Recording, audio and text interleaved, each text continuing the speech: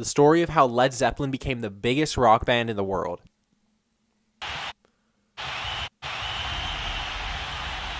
What?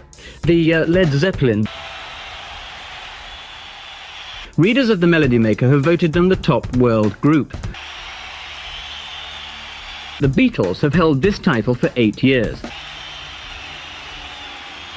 But now the Beatles are out. It's cool, it's groovy, it's number one, the Led Zeppelin.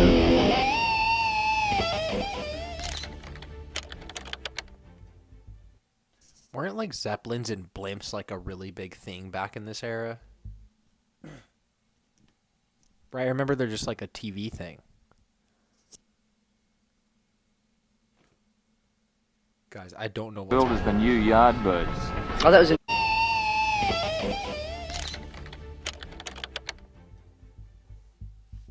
You did a Scandinavian tour and you were billed as the new Yardbirds. Oh, that was in the very early days. To understand how Led Zeppelin managed to achieve their greatness, we must first revisit what Jimmy Page refers to as the very early days. At that time, the band was known as the New Yardbirds, a successor to the Yardbirds, the group that helped launch the careers of three of rock and roll's most legendary guitarists, Eric Clapton, Jeff Beck, and of course, Jimmy Page. The Yardbirds was formed in the southwest London suburbs in 1963. Wait, isn't Eric Clapton like a huge thing too? I've definitely heard his With the name. formation of most bands, the group would be redefined several times due to a frequent change in band members. Only a few months in, their lead guitarist Top Topham was replaced by none other than guitar legend Eric Clapton. Clapton would play there for a few years before leaving in '65. But when he left, he had already thought of a successor for his place, namely the prominent young session guitarist Jimmy Page. Page, happy with his lucrative session work, declined the offer at first, and instead recommended another guitar hero, Jeff Beck. However, a short time after, Page joined the Yardbirds, forming an iconic dual lead guitar lineup with Beck. This was a short partnership, as Beck departed in 1966. The band then recorded the album Little Games and toured the US. During the tour, they went on to play several songs that would later be part of Led Zeppelin's early repertoire, such as Dazed and Confused. The tour would eventually exhaust the band members, resulting in vocalist Keith Relf and drummer Jim McCarty leaving the band. However, the Yardbirds were still committed to playing several concerts in Scandinavia. In a failed attempt, Page envisioned to build the Yardbirds into a supergroup consisting of himself, Jeff Beck, and The Who's crazy drummer Keith Moon. Although They showed that double guitar there. I heard that he made that guitar. I'm assuming this footage is like from when they were already Led Zeppelin. I don't think the footage is like chronological with what he's saying, like the Yardbirds, not all of it. Because I heard that this double guitar was made specifically for a specific song, so Jimmy could like switch between guitars easier or something. yeah, in a failed attempt, Because like he needed different sounds for the different part of the songs, and like he needed two different guitars, so he's like, okay, I'll just make a double guitar. Page envisioned to build the Yardbirds into a supergroup consisting of himself, Jeff Beck, and The Who's crazy drummer Keith Moon. Although the group never came to be, they still recorded a song called Beck's Bolero. As the band was committed to the concerts in Scandinavia, they were now in strong need of recruiting new band members. Page initially sought Terry Reid as the band's new frontman, but Reid, content with his current projects, declined the offer. Instead, he suggested Robert Plant, the lead singer of Band of Joy, as the ideal replacement. Fortunately for Page, Plant persuaded former Band of Joy drummer John Bonham to join as well. With Chris Drea's departure, the group still needed a bassist. Page, recalling his session work with musician John Paul Jones, who had also played on the recording of Beck's Bolero, reached out to him. In 1968, Jones agreed to join, completing the iconic lineup: Page, Plant, Bonham, and Jones. The band was set. When they played together for the first time in August 1968, Jones remarked, "As soon as I heard John Bonham play, I knew this was going to be great. We locked together as a team immediately." During the Scandinavian tour, the band was allowed to use the name The New Yardbirds, which is what Page referred to in the interview. However, after returning, they were forced to change their name.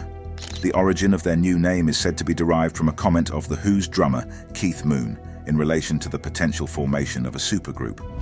Moon said that a supergroup consisting of Jimmy Page and Jeff Beck would go down as a lead balloon, or in other words, A Led Zeppelin. a flop.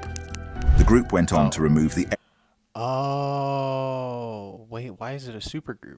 After returning, they were Moon said that a supergroup consisting of Jimmy Page and Jeff Beck would go down as a lead Oh, because, like, you can't have too many stars. balloon, or in other words, a flop. The group went on to remove the A from lead and change balloon to Zeppelin, reflecting the blend of heaviness and lightness, combustibility and grace that Page envisioned. Whether the world was ready or not, Led Zeppelin had arrived.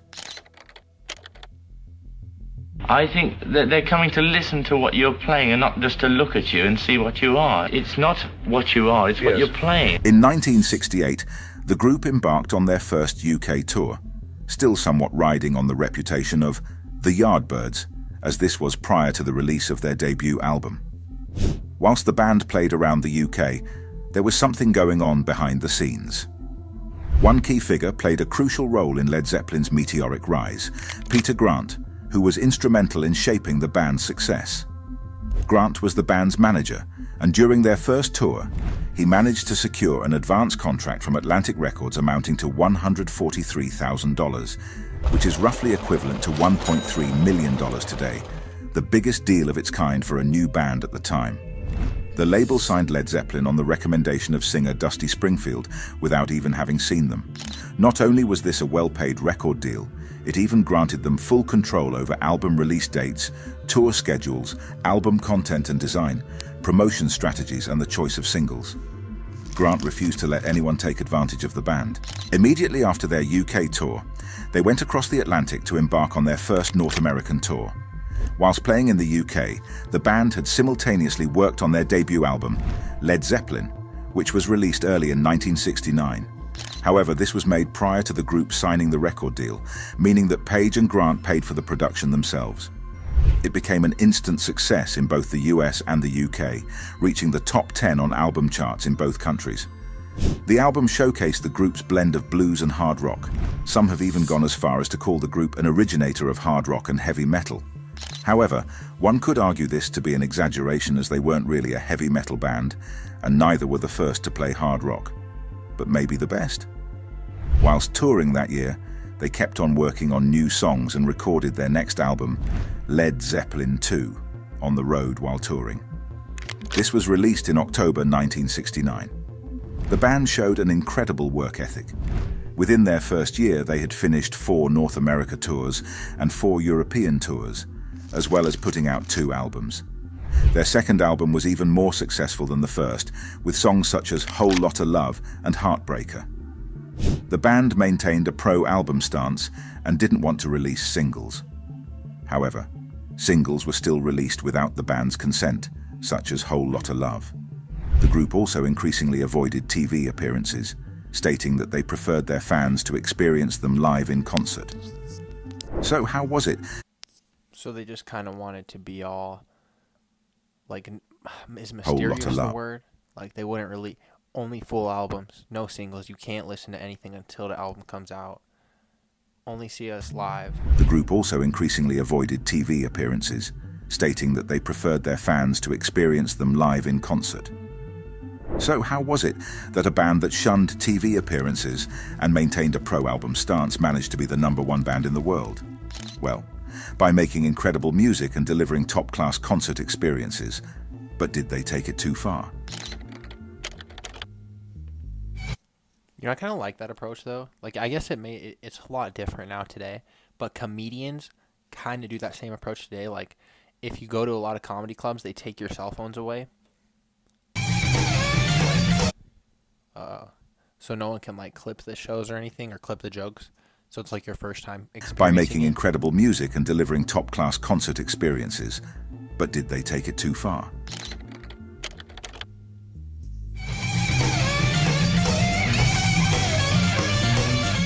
During 1970, the band reached new heights in terms of critical and commercial success. And be aware, this was only 1 year after releasing their first album. They completely reinvented their shows by including extra effects, such as professional light shows, lasers and mirror balls.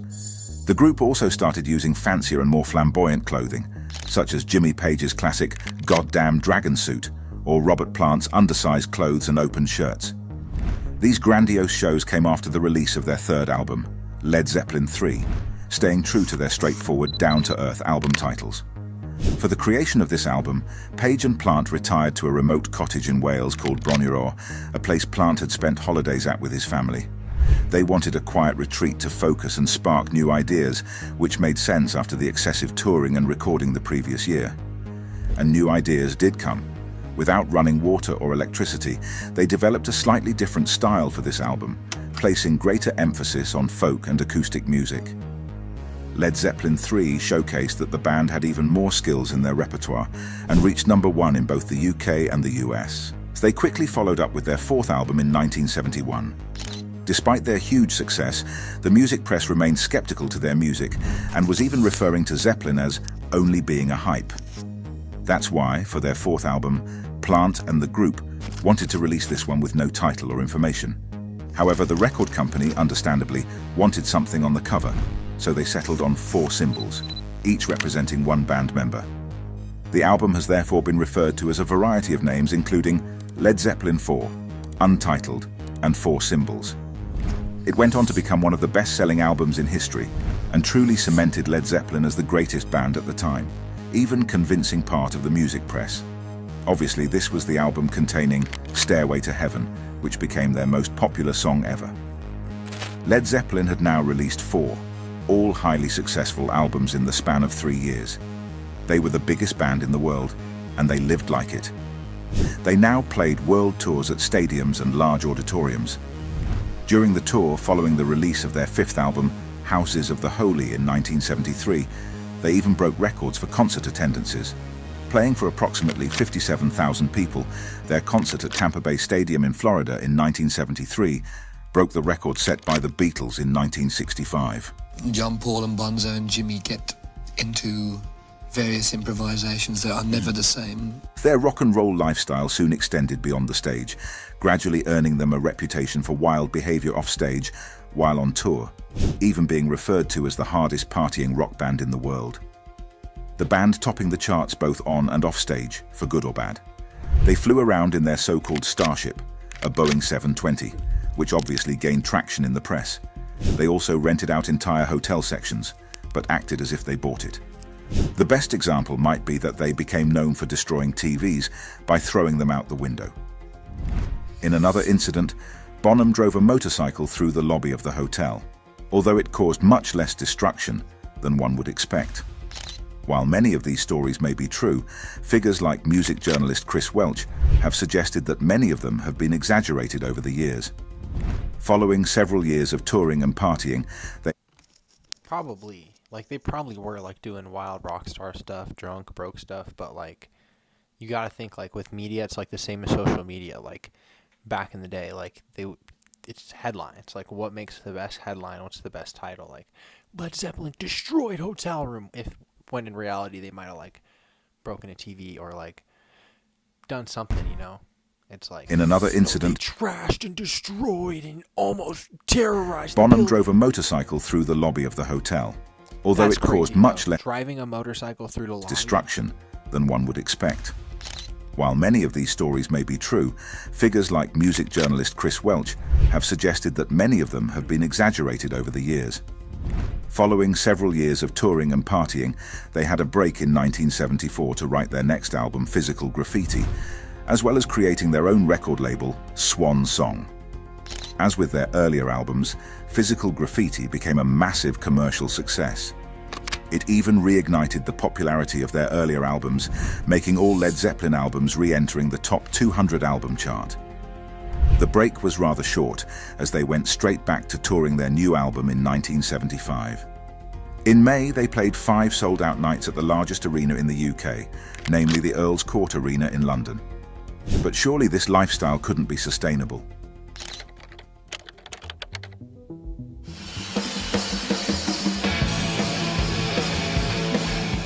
The band was now exhausted and took a well-deserved holiday following the physical graffiti tour in the UK. Interestingly enough, it seemed that Led Zeppelin wasn't really capable of taking time off, as they already planned their next US tour the upcoming fall. However, the band soon realized they would have to adjust to their new holiday lifestyle for a while. Whilst Plant and his wife Maureen was on their holiday in Rhodes in Greece, they ended up in a bad car accident. Plant got off relatively lucky with a broken ankle, whilst Maureen was badly hurt, in which a crucial blood transfusion was needed to save her life. Nevertheless, Plant's injury resulted in the band having to cancel their US fall tour. And not only that, but he was out for the entire year of '76 as well, marking it the first non-touring year for the band. The band now had time to kill, in which they of course used efficiently. Roughly half a year after the accident, the band had a new album ready, Presence. It became a platinum seller, but still received mixed reviews from both the press and their fans.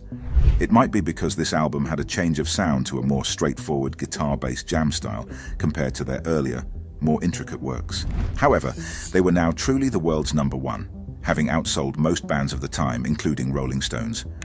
After the release of Presence, the group still had time to kill for the remainder of the year. They then started working on the completion of their concert film, The Song Remains the Same, with an accompanying soundtrack. The film covers their concerts at Madison Square Garden in New York during the summer of 1973. This was their way of giving their fans some personal material instead of TV appearances, as manager Grant considered them more suited for the big screen than a small television. Despite this, the film received a less than expected reception, particularly in the UK, largely due to the band's tax exile status at the time. In 1977, the band was ready for a tour comeback in the US. Tax evasion. And what could possibly be better than a new record attendance of 76,229 people at their Silverdome concert in Michigan on the 30th of April. It was a major tour of huge financial success. However, it was haunted by a series of unfortunate events. For one concert, over 70 people got arrested as around 1,000 fans tried to break their way into the sold-out concert by breaking glass doors with stones and bottles. Another concert had to be cancelled due to a severe thunderstorm, which eventually led to a riot resulting in fights and arrests. And it didn't stop there. After one of their shows at the Day of the Green Festival, Bonham and other Led Zeppelin staff members were arrested after allegedly having beaten up 3 younger men backstage. One of these men turned out to be the son of a Maryland businessman called Gus Matzorky. He was so enraged that he even tried to get Led Zeppelin banned from the US. In later years, it was revealed that this incident had significant financial, legal and political consequences for the band, and they were even required to sign a contract to continue performing until at least 1991. As if this wasn't enough, there was one event that outperformed all the previous ones in terms of tragedy. Only a few days after Bonham's arrest, Plant received tragic news. His 5-year-old son Karak had died from a stomach virus. Their Oakland concert 2 days prior marked the band's final US concert as they cancelled the remainder of the tour. The world was waiting in suspense. What would happen to Led Zeppelin now?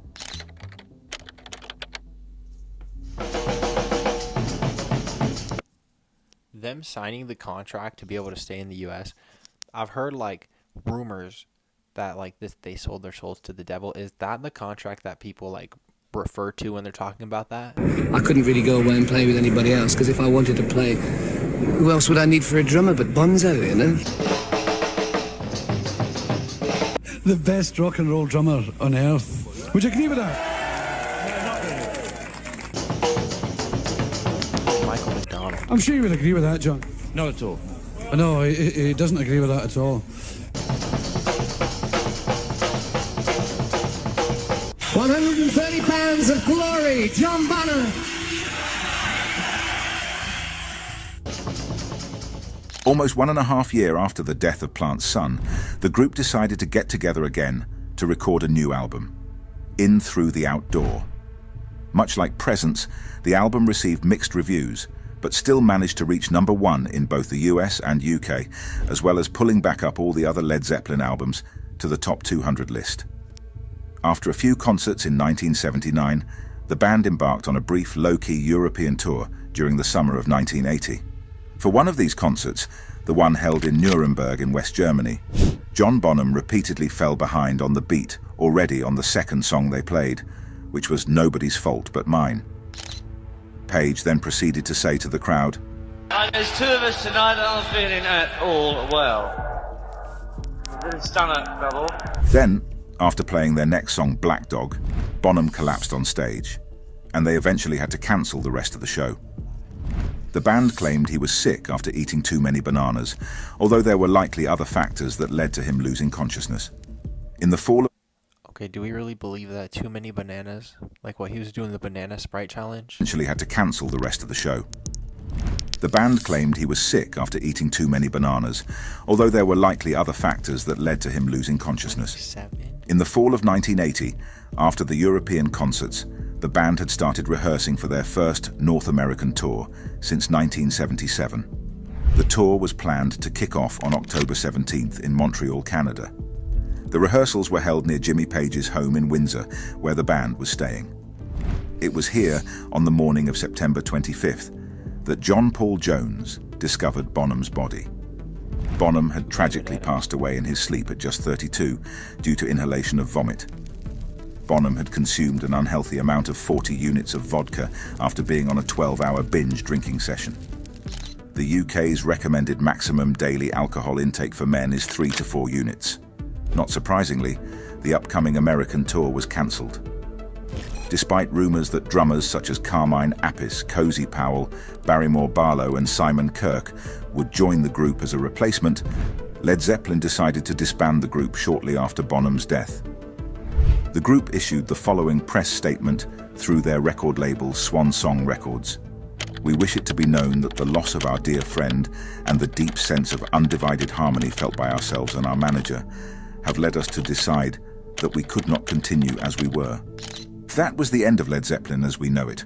The group did, however, reunite for shorter appearances on later shows such as Live Aid in 1985, but that is not a performance that should be discussed in this video. So, what made them the #1 band in the world? Why not? It's a difficult question to answer, at least for the press in the 70s referring to them as a hype. What Led Zeppelin managed to achieve over the span of 10 years cannot be replicated. Was it the perfect timing of the Beatles stopping touring in the 70s? Maybe the need for a change of style after 8 years of the Beatles wanting to hold your hand? The intro of Whole Lotta Love was truly a breath of fresh air. Was it the band's immense work ethic, putting out 8 albums, 1 film and excessive touring in the span of 10 years? Was it the fact that the group had such incredible chemistry, managing to work efficiently together throughout the band's life? Did the help of having the Yardbirds name together with already famous Jimmy Page on their team boost the start of their career? Maybe it was the mystique surrounding the band. Very few interviews, only full album releases, few TV concerts, their iconic Mystique symbols. Or was it simply the combination of Plant's incredible vocals, Page's talented guitar playing, Bonham's crazy drumming and Jones's rare multi-talent that resulted in a new, unique and incredible sound to their music? In fact, it's impossible to attribute their success to one specific factor. It seems to be the combination of all of them, with the latter probably having the strongest impact. Nevertheless, I always feel the need to turn up the volume whenever a Zeppelin song is being played.